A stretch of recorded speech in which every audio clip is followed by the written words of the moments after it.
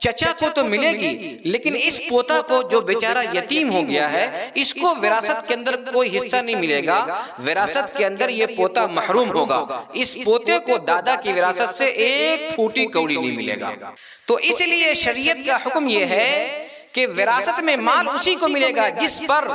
ذمہ داری عائد ہوگی، اور شریعت پوتا پر کسی قسم کی ذمہ داری عائد نہیں کرتی ہے۔ نحمده ونصلي على رسوله الكريم اما بعد، قال الله تبارك وتعالى في القرآن المجيد والفرقان الحميد، اعوذ بالله من الشيطان الرجيم، بسم الله الرحمن الرحيم، يوصيكم الله في اولادكم للذكر مثل حظ الانثيين۔ حضرات سامعین کرام و ناظرین اعظام، وراثت کے تعلق سے میری چند ویڈیو چینل پر اپلوڈ ہو چکی ہے، اور وراثت کے تعلق سے کئی لوگوں کا فون آئے دن آتا رہتا ہے، یہ اللہ کا فضل ہے۔ پٹنہ کے اندر ایک ٹرسٹ ہے، اس کے چیئرمین صاحب ہیں، انہوں نے معلوم کیا تھا یتیم پوتے کی وراثت کے تعلق سے، اور عام طور سے یتیم پوتے کی وراثت کے تعلق سے جو شبہات لوگوں کے دلوں کے اندر پائے جاتے ہیں وہی شبہ ان کے دل کے اندر بھی تھا، اور وہی سارے اعتراضات، وہی سارا کوشچن، وہی سارا سوال ان کے اندر بھی تھا۔ اللہ کا بڑا احسان ہے کہ میرے بیان کی وجہ سے ان کی طبیعت مطمئن ہو گئی اور مسائل ان کو تسلی بخش سمجھ میں آ گئے۔ امید کرتا ہوں وہ مسائل آپ کے بھی سامنے رکھتا ہوں، اگر آپ بغور سماعت فرمائیں گے تو انشاءاللہ یتیم پوتے کی وراثت کے تعلق سے جو شریعت کا مسئلہ ہے الحمدللہ وہ بے غبار ہو جائے گا۔ سب سے پہلے مسئلہ سمجھیں، شریعت کا مسئلہ یہ ہے کہ باپ کا اگر انتقال ہو جائے اور دادا موجود ہو اور دادا کے دیگر اور بھی بیٹے ہوں تو اس کی موجودگی میں وہ پوتا جس کا باپ انتقال ہو گیا ہے وہ پوتا دادا کی وراثت سے محروم ہوگا۔ یعنی اس کو یہ سمجھ لیجئے کہ چچا کی موجودگی میں یتیم پوتا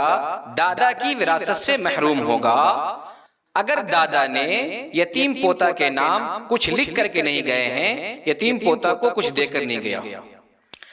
اب لوگوں کے ذہن میں یہ سوال آتا ہے، جو اعتراض ہوتا ہے وہ اعتراض یہ ہوتا ہے کہ بھائی یہ پوتا یتیم ہو گیا، اس کے سر کے اوپر سے اس کے باپ کا سایہ اٹھ گیا،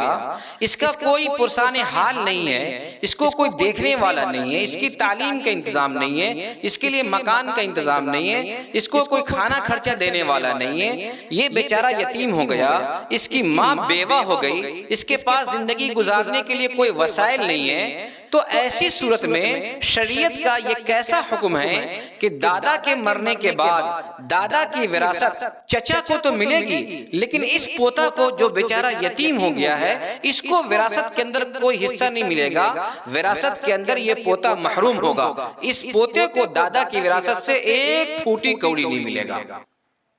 تو شریعت کا یہ کیسا مسئلہ ہے، شریعت کا یہ کیسا حکم ہے؟ نعوذ باللہ، شریعت کا تو یہ حکم ظلم پر مبنی ہے، شریعت کی وجہ سے اس پوتے کو وراثت سے محروم ہونا پڑ رہا ہے، شریعت کی وجہ سے اس پوتے کو نہ گھر میں حصہ مل رہا، نہ گھراری میں حصہ مل رہا، نہ دکان میں حصہ مل رہا، نہ زمین و جائیداد میں حصہ مل رہا، نہ بینک بیلنس مل رہا، کچھ نہیں مل رہا، جبکہ سب سے زیادہ ضرورت یہ یتیم پوتے کو ہے۔ تو میرے محترم بزرگوں دوستو، شریعت کا یہ مسئلہ ہے اور بالکل درست مسئلہ ہے۔ شریعت کا کیا حکم ہے آپ اس کو غور سے سنیں، انشاءاللہ آپ کے سارے اعتراضات دفع ہو جائیں گے۔ شریعت کے اندر وراثت کی تقسیم وہ قربت کی بنیاد پر ہے، وراثت کا قاعدہ الاقرب فالاقرب اس بنیاد پر ہے، نہ یہ کہ ضرورت، احتیاج، فقر و فاقہ اور تنگ دستی کی بنیاد پر ہے۔ یعنی شریعت میں جو وارث ہوتا ہے وہ اس بنیاد پر وارث ہوتا ہے کہ میت سے اس کا تعلق کتنا قریب ہے، جو جتنا میت سے زیادہ قریب ہوگا، میت کا جو جتنا قریبی ہوگا وہ حقدار ہوگا، اور قریب کی موجودگی میں دور والا میرے محترم بزرگوں دوستو وراثت کا حقدار نہیں ہوگا۔ شریعت کے اندر وراثت کی تقسیم میں احتیاج کا، فقر و فاقہ کا اور تنگ دستی کا، غربت کا، افلاس کا، اس کا کوئی اعتبار نہیں کیا گیا ہے۔ مثال کے طور پر ایک باپ ہے اور اس کے پاس 2 کٹھا زمین ہے، اور ایک بیٹا کروڑ پتی، ارب پتی، کھرب پتی ہے، اور ایک بیٹا بالکل بھیک مانگ رہا ہے، ایک بیٹے کے پاس کچھ بھی روپیہ پیسہ نہیں ہے، مانگ کر کھاتا ہے۔ تو شریعت کا یہ حکم نہیں ہے کہ جو بیٹا کروڑ پتی اور ارب پتی ہے اس کو محروم کر دو، اور جو بیٹا تنگ دست ہے، غربت و افلاس کا مارا ہے اور بھیک مانگ کرے کھا رہا ہے، اس کو دونوں کٹھا زمین دو۔ شریعت یہ کہے گی کہ دونوں کو برابر برابر ملے گا، دونوں کو ایک ایک کٹھا ملے گا۔ شریعت کے اندر تنگ دستی کا کوئی اعتبار نہیں ہے۔ دوسری بات یہ ہے کہ شریعت کے اندر قریب کا اعتبار ہے، الاقرب فالاقرب کا اعتبار ہے، یعنی باپ کا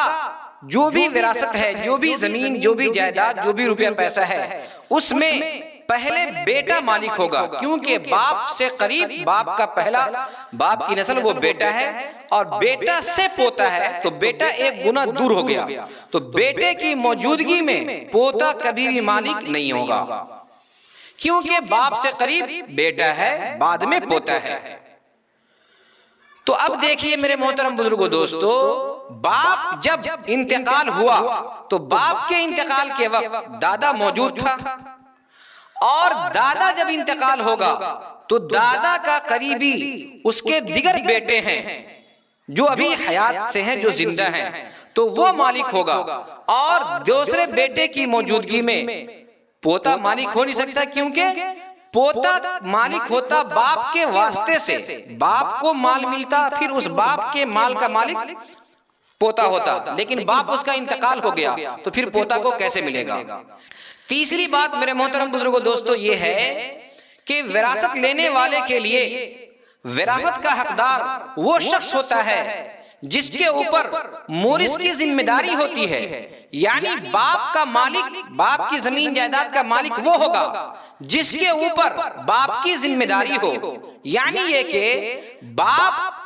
کیا کھانا، باپ کا خرچہ، باپ کی بیماری، باپ کا دوا علاج، اور باپ کو رہنا، باپ کا کپڑا لتا، باپ کی تمام ضرورت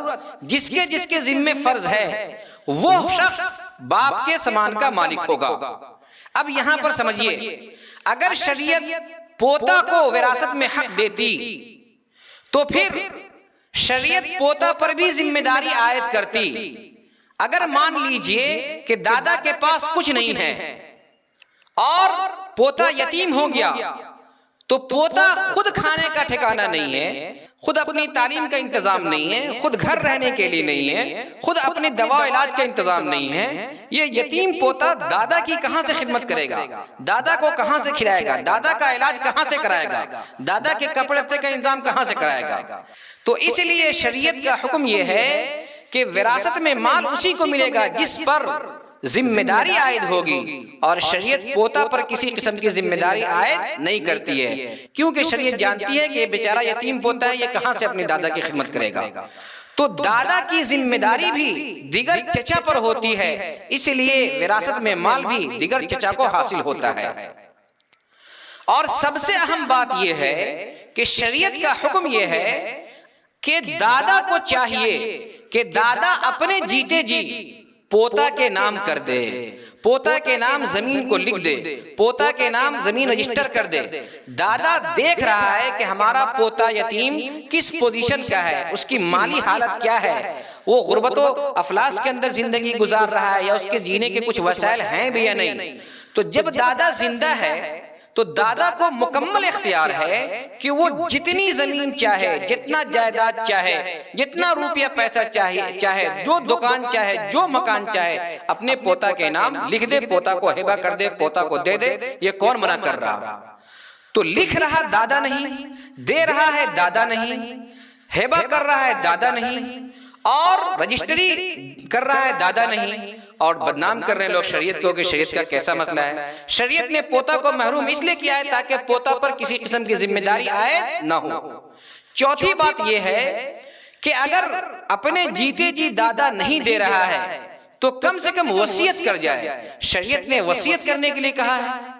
شریعت کہتی ہے دادا کو کہ آپ اپنے پوتے کے لیے وصیت کر جائیے۔ وصیت کرنے سے کون منع کیا ہے؟ وصیت کا مسئلہ یہ ہوتا ہے کہ دادا یہ کہہ دے کہ میرے مال میں سے اتنا مال پوتا کا میرے مرنے کے بعد میں وصیت کرتا ہوں،